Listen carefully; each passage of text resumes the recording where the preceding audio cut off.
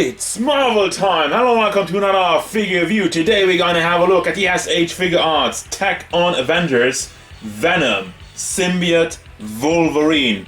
Now SH Figuarts Tag on Avengers has been a line that has been going for a while, and what it is everybody gets like a more armorized, more robot look to it. And I had a couple of it, like, well, obviously Iron Man and Captain America, and I think they also have a Spider-Man there. None of these designs really spoke to me, except for this one. The idea of Venom and Wolverine mixing it up together, and then you make a badass looking armor with it. Hell yeah! That's one of the things I really said I need to pick this one up because it's cool, it's unique, and it's definitely up my alley because Wolverine is one of my favorite characters, and Venom, I mean, Venom is just cool. So let's have a look at the figure. Is it just me or is this guy kind of small? Let's have a look at size. He stands at about a little over 14.5 centimeters to the top of his head, which means we are going up to 5.7-ish inches tall. Size comparisons. Here's Jolter, NECA Michelangelo, the SH Figuarts Son Goku, SH Figuarts Iron Man, Thanos, the amazing Yamaguchi Wolverine, Mafax Wolverine, and Darkseid. Overall, look in detail. One thing I gotta say right off the bat, this figure is clean. Oh my god, the paint job is beautiful. It is glossy for the most part, and I feel like most of the metal parts, like the gray parts, are a tad bit metallic. Like, I can see some particles in there, but it's very light. And you can see it's shiny, but I feel like it's not too much, you know, not going overboard with it. So it does look like metal. And oh my god, the design, yeah, I mean, that's the reason I bought this figure, and I absolutely adore it. Have the Venom eyes on his big kind of part of the helmet, and you have like the red eyes under there, which are also super glossy, do stand out, really pops on the figure, and you have the white in the teeth. Now, we do have a little bit of a paint slip with the teeth.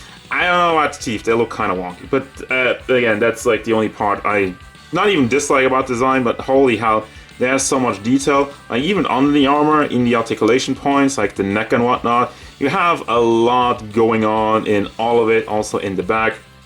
You do have the tubes coming out. Don't really know what the idea with the tubes is. I don't really feel like it fits neither Venom nor Wolverine, although if you kind of go back to the Weapon X design where he had like a bunch of wires sticking out of his weird helmet, that kind of fits. Also nice detail in the back, and we have these huge gauntlets with the giant claws on there. And the claws, by the way, they are hard plastic and they're super sharp, so be very careful with those, because I feel like this is the part which is very likely to break off if this guy takes a shelf dive, or if you just if you're a little bit too rough with him. Down to, like, once again, all these tubes are on ball joints, by the way, also in the back. But it does hinder the articulation a little bit, because once again, why do you not make this soft plastic? It's soft-ish, it will bend a little bit, but it's more likely to just peg out. So that's a little bit of an issue. Down to the crotch piece where he has like a red X on it, because he's X-Man. But I don't know why it's in the crotch. Like, why not make it on the chest? I don't know, but it's a nice detail nonetheless. We have also some X's on his thighs, and going back to the butt, there's some more of that, and down to the feet, where he has die-cast toe hinges. Just the toe hinges, not the entire foot, which, why not make the entire foot like a nice die-cast? Would have been cool, but anyway, it still looks good. For the articulation, I did take the blades off because I don't want to bump into that, but the head is fairly limited on itself. It does move forward and backward, and I guess a little bit of tilting side to side. Not that much, but you do have some neck articulation. Let me get that. Well, tilting is not that bad. Also, obviously rotates all the way around, no issue with that. Also, this might break off, so be careful also with that. I just realized that. So with the neck, we can move that forward quite nicely to the back. Doesn't really go that much. Let me see if I can shift it maybe a little bit forward. No, doesn't work. So where for the shoulder pads, you have a hinge in there, but it also ends on a ball, so you can shift it nicely out of the way for your posing. Gets all the way up. That's actually pretty cool. It's kind of like an alt mode also, if you wanna have this version. I mean, it doesn't look too bad. Anyway, you have the big shoulder hinge in there, which it's kind of ugly though. Like, I don't know why it's a little bit of a gap and it looks different, why it's so glossy compared to the rest of it. So you can bring it up, and oh, there's the first part I talked about. You have this entire panel which is disconnecting, and I might even glue it. Also, we have this in the back which is already disconnecting.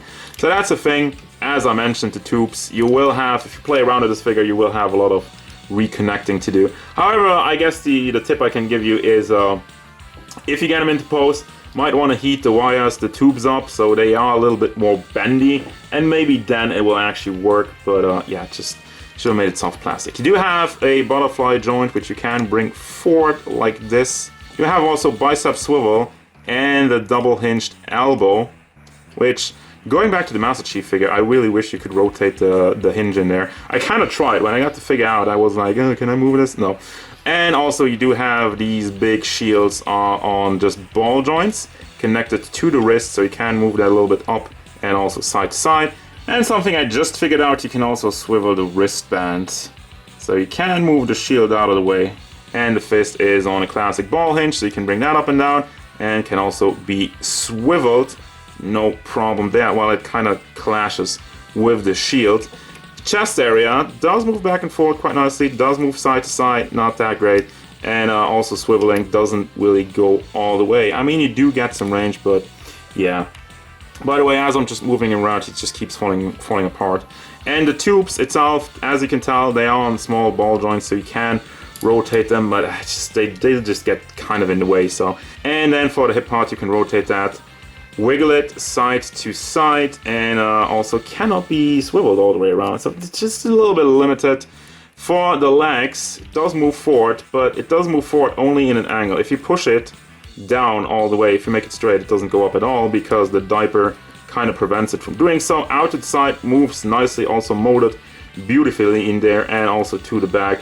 Again, you got to take the entire joint with it, and it moves out in an angle. Then it works. Have the thigh swivel, double hinged knee, classic stuff. And for the foot, at first I found this was really weird, but it does work. You have this, the ankle basically just on a ball joint, so that helps with stability. And for the foot, you only have a hinge, so it goes forward, and it doesn't really go to the back. Well, I guess this would be straight, this would be to the back, but there you go. And finally, you have the toe hinge, which is a toe hinge. So for the accessories, I'm just going to get the base out of the way. I can't even get this on there. It's so incredibly tight, but I mean, it's good that it's tight, but the fact that I can't even connect this to it is annoying. So we have the upper part, which you can move around, it's very tight, and the lower half, which is ratcheted, as you can hear. So it will help you keep some flying poses. It also has like Avengers tack on there. And this is the piece which you cradle around the figure. Have like an extra crotch piece, but you don't have to use that one. You can just put that, you know where. I'm not gonna say it. I'm not saying anyway. You have these kind of claw tentacles, spider webs, adamantium spider webs. Yeah, we're going with that. I guess that's better than claw tentacles. But they are just static like that. Really would have wished they were on wire, so at least on tiny ball hinges on the lower half. So this is just static. You can't really move it. But oh, there's something better. So we got the hands. You got like these open kind of just blast hands. Well, no, those are just the open hands. These look more like the blast hands. Obviously have the entire Iron Man vibe on there. Oh, and about all these energy effects, yeah, you cannot use them. So it says right here, I looked at it and I was like, where's my hands? Where's my hands for the energy effects? Can be attached to your SH Figuarts Iron Man tech on Avengers sold separately. Yep. At first I thought like these, you cannot use those at all, but first I thought you could at least use the one for the feet, because he does have some rectangular square holes in the feet, I wanted to say.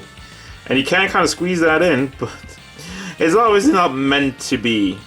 But if you're really adamant about using these, you can put some repulsor blast on his feet. But yeah, Iron Man accessories with my Wolverine, that's what I wanted. Final thoughts, but before I do, these things suck. Like, trying to connect these is a freaking nightmare, and I feel like the connection isn't as good as it is on the claws. And yeah, you can swivel them around, but they also like to disconnect immediately. So yeah, I really tried to get it on there for a final post, but I tried for like 15 minutes. I'm not kidding. I tried for 15 minutes, and then I said, no, this is not worth my sanity. So final thoughts of this figure. I love the design still.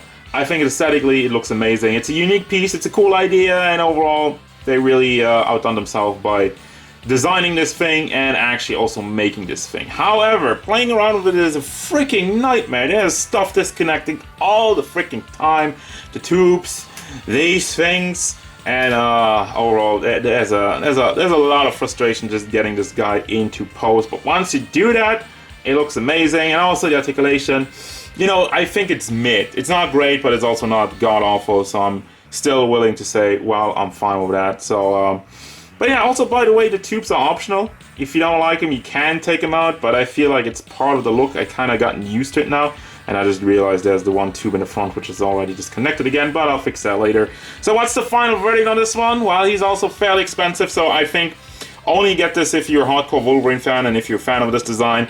It's a decent figure, but it's absolutely not a must-have at the price point, and with all the issues I just named, you know, it's one of these things, but I'm not too mad about it. I'm just going to leave him in this pose, put him in the shelf, and probably never touch him again, and that's fine.